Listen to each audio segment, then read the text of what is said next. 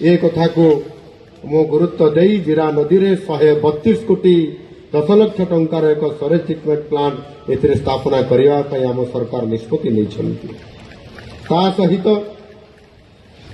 आपंकर एठी प्रजा माने सेमानंकर जो बिक्री करने विभिन्न पनीपरिबा ठू आरंभ कर शस्य पर्यंत ताकू जेभली भाव एवं व्यवसाय करने अनेक समय कौठी उठा दुकान कौठी आपंकर संपूर्ण भाव तार सुव्यवस्था आपंकर मथुरा नगरी रे हेई पारि नथिबारु प्रजा माने भारी असंतुष्ट रे रहउछंती एवं असुविधा मध्य भोगुछंती।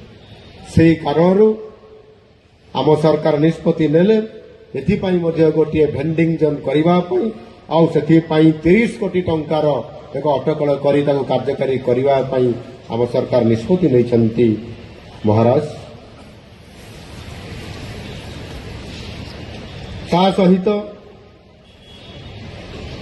ये बरगढ़ आपर मथुरा नगरी रे जेभली भाव लोकसंख्या वृद्धि घटुछि जानवाहन चलाचल तार आवश्यकता बढ़ुछि एवं ताहा सहित मध्य जेभली भाव एठी बस चलाचल होउछि एवं सेथिपाई एक